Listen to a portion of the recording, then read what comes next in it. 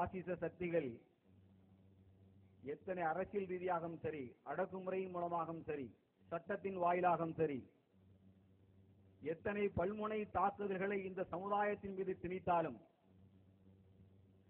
மறுமையின் வெற்றியை இலக்காக கொண்டிருக்கிற இந்த சமுதாயத்தை ஒருபோதும் யாராலும் அழித்துவிட முடியாது. அல்லாஹ் எங்களோடு என்றைக்கும் நிச்சயமாக இருக்கிறான்.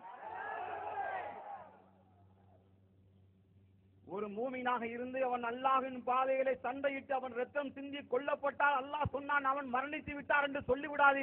அவன் அல்லாஹ்வின் பார்வையிலே உயிரோடு தான் இருக்கிறான். ஒரு முஸ்லிம் ஒருபோதும் போராளியாக இருந்தவன் சாக போவது கிடையாது. ஆகவே முஸ்லிம்களை நீ அகமதாபாத்திலே கொன்று விட்டால் முஸ்லிம்கள் செத்து விட்டால் நினைத்து விடாதே. நீ குஜராத்திலே கொலை செய்து விட்டால் முஸ்லிம்கள் பயந்து விட்டால் நினைத்து விடாதே. எங்களை பொறுத்த மட்டில் எங்கள் சமுதாயத்தின் 10 இளைஞன் உனக்கு எதிராக உருவானான், இது பாரத தேசத்தை விட்டு பறந்து போக வேண்டியவர்.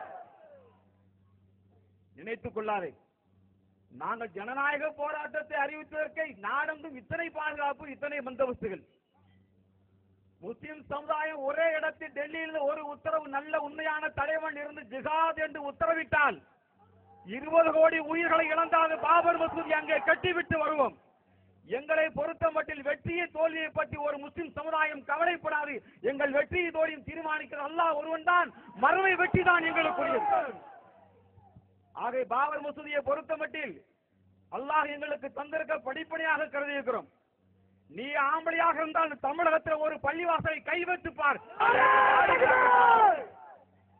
யார் என்று இந்த சமுதாயம் உனக்கு அடையாளம் காண்பிக்கும். இது போன்று தோழமை சமுதாய மக்களை கரம் கேட்டுக் கொண்டு நாங்கள் வருவோம். இந்தியா முழுக்க உன் காவி படையை ராணுவமாக கூட வைத்துக் கொள். காவி ஆடை உடைத்தவனை நீ ராணுவத்திலே சேர்த்துக்கொள். அவன் துப்பாக்கிகளை தோட்டாக்களும் நிறைத்து விடு. முஸ்லிம்களுக்கு தைரியம் இருந்தால் அந்த தோட்டாக்களை தாண்டி வந்து இந்த பள்ளிவாசை எழுப்ப சவாலோடு கோடிக்கணக்கான ஜிகாதிகளை ஜனநாயகம் என்ற பேராலே எங்களை பொட்டைகளாக ஆக்கி ஒடுக்கி வைத்திருக்கிறார். மன்னராட்சியை கொண்டு திறந்து விடு. ஆம்பளை என்றால் போட்டு பார்த்து விடுவோம். ஜனநாயகம் என்று சொன்னால் முஸ்லிம்களை போன்று தேசப்பற்றுடையவர்களாக இருக்கு. நாங்கள் தேசத்தின் பற்றுமிக்கவர்கள். ஜனநாயகம் என்றால் அதற்கும் அடையாள சின்னம் இந்த சமுதாயம் தான். வீரம் என்றால் நாங்கள் நிச்சயமாக முன்னுரையானத்தான் இருப்போம். ஏனென்றால் எங்களுக்கு உலக வாழ்க்கை கிடையாது. நாங்கள் பெண்ணையும் மனைவியும் மக்களையும் பார்த்து அவருடைய அன்பிலே மயங்கி உருகி இந்த உலக வாழ்க்கையை வாழ்வர்கள், அவர்களுக்கு அன்பு செலுத்துவர்கள் தான். ஆனால் எங்களுக்கு மறுமை வாழி வைத்திருக்கிற அன்பு இருக்கிறது. இந்த உலகத்தின் அத்தனை சுகங்களை விட மிக மகத்தானதாகவேதான் நரேந்திர மோடிக்கு இசட் பிரிவு பாதுகாப்பு இப்பொழுது தேவை.